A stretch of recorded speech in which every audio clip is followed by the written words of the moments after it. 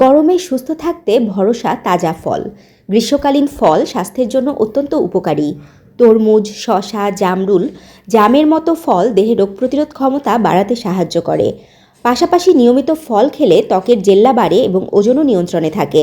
কিন্তু দিনের কোন সময় ফল খেলে বেশি উপকার পাওয়া যায় তা আমাদের জানা দরকার।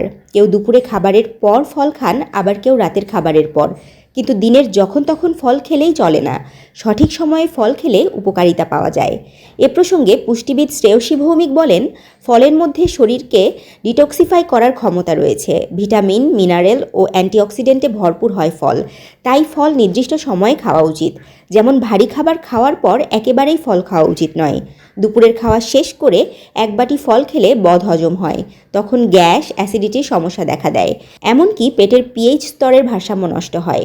সূর্যাস্তের পরও ফল খাওয়া যাবে না। রাতে ফল খেলে রক্তে শর্করার মাত্রা বেড়ে যেতে পারে এবং দেহে শক্তি উৎপন্ন হয়।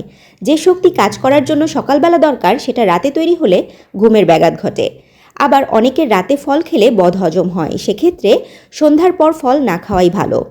খালি পেটে ফল খেলে সবচেয়ে বেশি উপকারিতা পাওয়া যায়, যে কারণে ব্রেকফাস্টে ফল রাখার পরামর্শ দেন চিকিৎসক ও পুষ্টিবিদরা।